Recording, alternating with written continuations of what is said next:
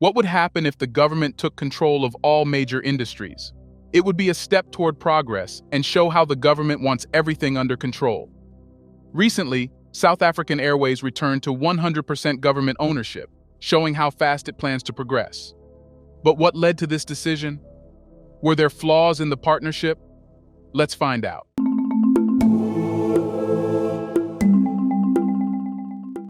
South African Airways SAA recently returned under full government ownership after terminating a deal that would have seen a 51% stake sold to the Takeover consortium. Minister of Public Enterprises Pravin Gordhan announced this, marking a significant shift in the airline's course and sparking mixed reactions nationwide. What led to the termination of the deal with the Takeover consortium, and what are the initial reactions from stakeholders and the public to this decision? The termination of the deal with the Takeover consortium was primarily attributed to the inability to reach a consensus on crucial aspects such as public interest and fair market pricing. Minister of Public Enterprises Pravin Gordhan announced the termination, highlighting the need to consider these factors in the revised transaction structure. The agreement could not be reached despite negotiations, leading to the decision to terminate the deal. This indicates a shift in strategy, suggesting that the government prioritized safeguarding the public interest and ensuring a fair market price for the airline.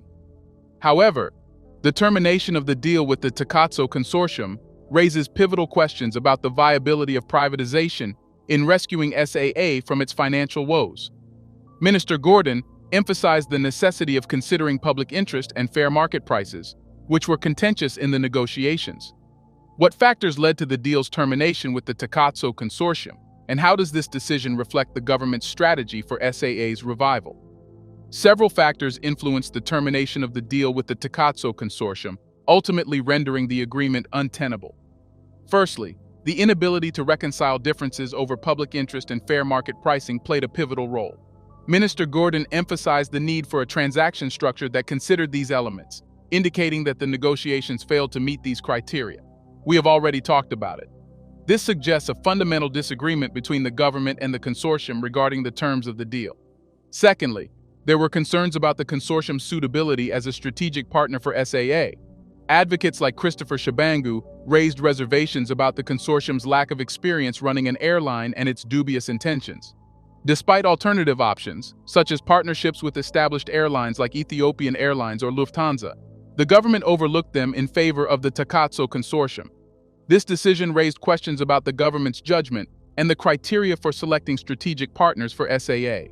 Moreover, the deal's termination reflects a recalibration of the government's strategy for SAA's revival. By reverting to full state ownership, the government acknowledges the limitations of privatization as a solution to SAA's financial woes. The failed deal highlights the challenges of finding suitable strategic partners and the complexities of balancing public interest with private sector involvement. The government may need to reassess its approach to revitalizing SAA, considering alternative strategies prioritizing transparency, accountability, and the airline's long-term sustainability. The termination of the Takeover deal serves as a poignant reminder of the importance of sound governance and strategic decision-making in navigating SAA's complex challenges. What challenges has SAA faced, including financial mismanagement and political interference? And how have these factors influenced the airline's current state and decision-making processes? Here's a reminder to please like and share the video and subscribe to our channel to watch more videos on Black culture, history, civilization, and identity. Let's continue now. South African Airways SAA has faced many historical challenges, ranging from financial mismanagement to political interference, significantly influencing the airline's current state and decision-making processes. Financial mismanagement, inefficiencies, operational losses, and unsustainable business practices mar SAA's history. The airline has struggled with bloated costs, inefficient routes, and an inability to adapt to changing market dynamics. These financial woes have resulted in a heavy reliance on government bailouts to stay afloat, draining public funds and straining the national budget. Political interference has been a persistent issue plaguing SAA. The airline has often been used as a tool for political patronage, with appointments to key positions driven more by political allegiance than merit. This interference has hindered SAA's ability to implement effective management strategies, leading to organizational instability and inefficiency. Moreover, political agendas have sometimes superseded sound business practices, further exacerbating the airline's challenges. The historical challenges faced by SAA have deeply influenced its decision-making processes. The need for frequent government bailouts has compelled the airline to prioritize short-term survival over long-term sustainability. This has led to a cycle of reactive decision-making where immediate financial concerns precede strategic planning and investment in essential infrastructure and operational improvements. SAA's reliance on government bailouts has created a sense of dependency and complacency within the organization. Instead of implementing fundamental reforms to address underlying issues, the airline has often sought additional financial assistance from the government to cover operating costs and service debt. This cycle has perpetuated a culture of fiscal irresponsibility and hindered efforts to enact meaningful reforms. But how will the deal's termination help the airline get any better? Advocate Christopher Shabangu articulates a vision for South African Airways SAA revival under full state ownership that prioritizes job creation, skill development, and operational efficiency. His vision emphasizes leveraging the airline for economic growth and social development while ensuring sustainable operations. Advocate Shabangu underscores the significance of SAA as a major employer in South Africa. He emphasizes the need to preserve existing jobs within the airline while creating new employment opportunities. By revitalizing SAA's operations, Advocate Shabangu envisions the retention and expansion of the workforce, thereby contributing to job stability and economic empowerment. Advocate Shabangu recognizes the importance of investing in skill development within the aviation industry. He highlights SAA's potential to serve as a training ground for pilots, engineers, cabin crew, and other aviation professionals. Advocate Shabangu aims to cultivate a pool of highly trained personnel who can contribute to SAA's success and the broader aviation sector by prioritizing skill development programs. Advocate Shabangu advocates for a strategic approach to enhancing SAA's operational efficiency. This includes streamlining processes, optimizing route networks, and improving cost management practices. Advocate Shabangu aims to ensure that SAA operates sustainably by maximizing operational efficiency, minimizing financial losses, and maximizing value for stakeholders. What are the key arguments surrounding the debate over privatization and state ownership of SAA? And how can policymakers manage the delicate balance between public interests and market-driven efficiency? The debate surrounding South African Airways.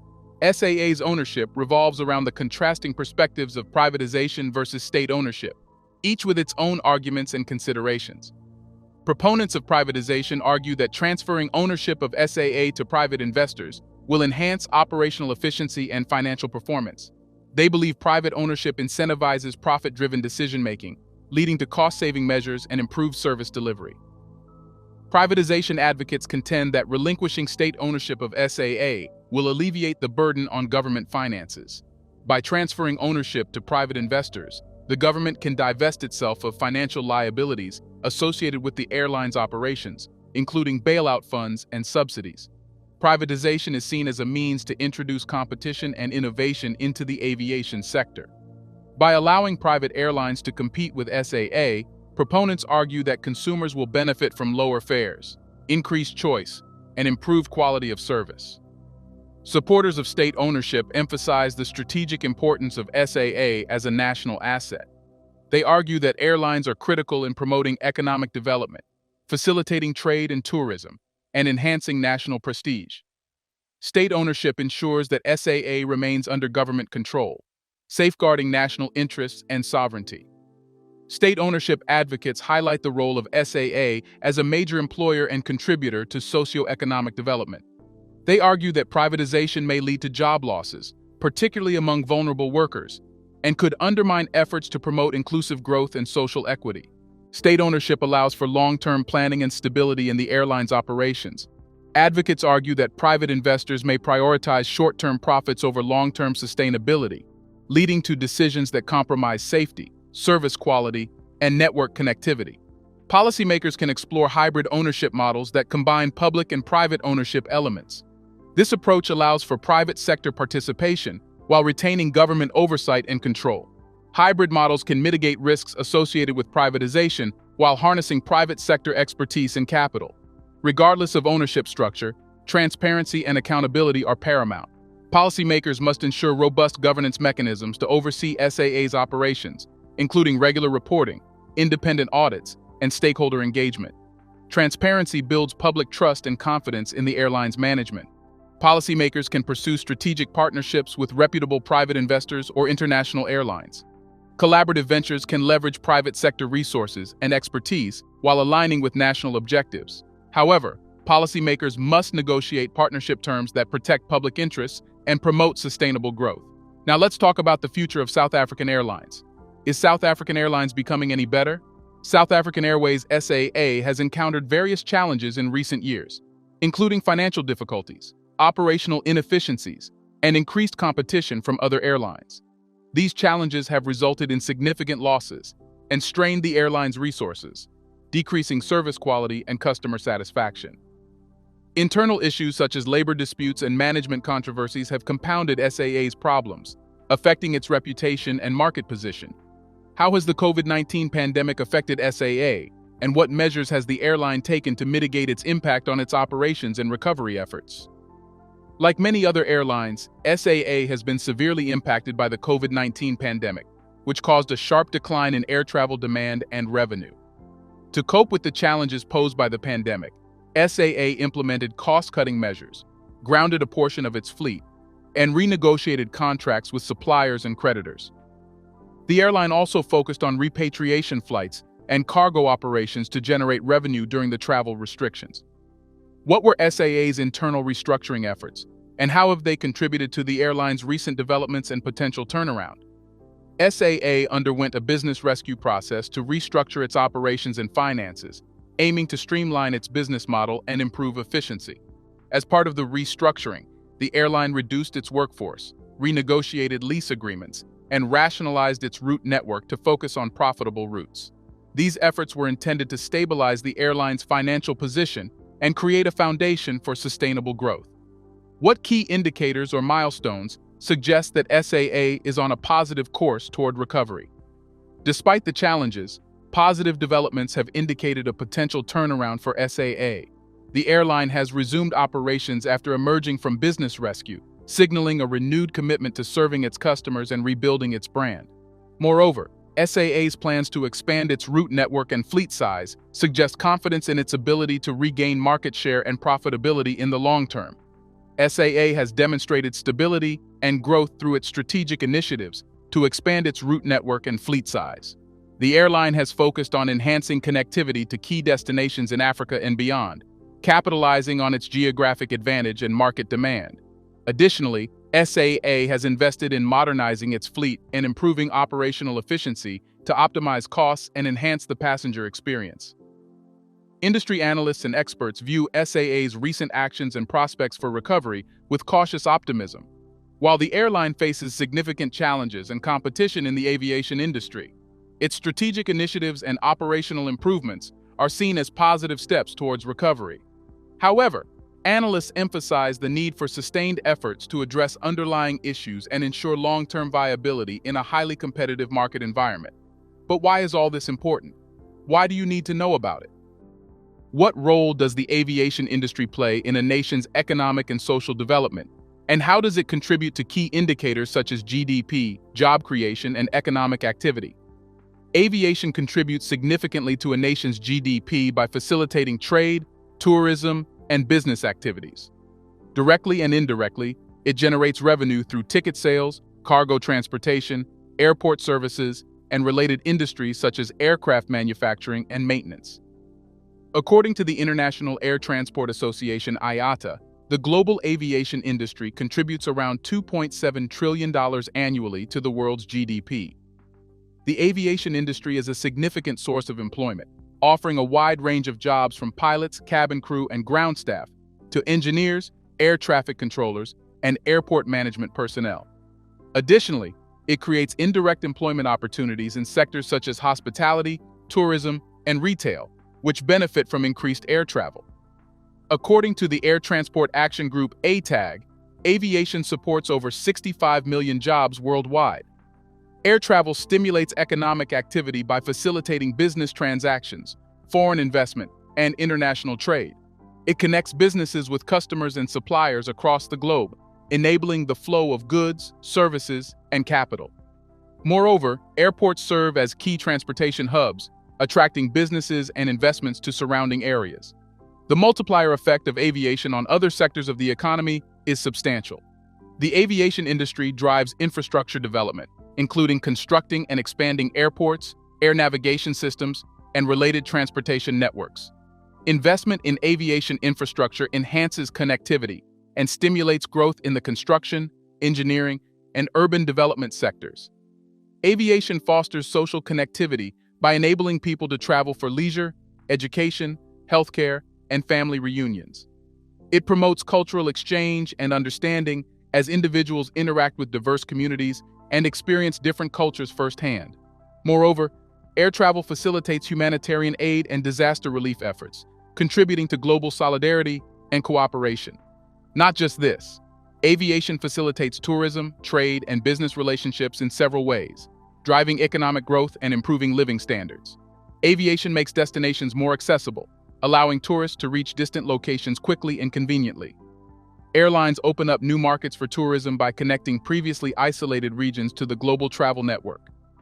Air travel promotes cultural exchange by enabling people to explore diverse destinations, experience different cultures, and interact with local communities.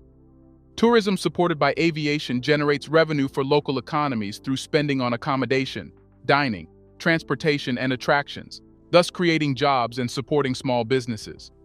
Aviation provides efficient transportation for goods, enabling businesses to access international markets and trade partners. Air cargo services facilitate the rapid transport of perishable goods, high-value items, and time-sensitive shipments, reducing supply chain delays and improving market competitiveness.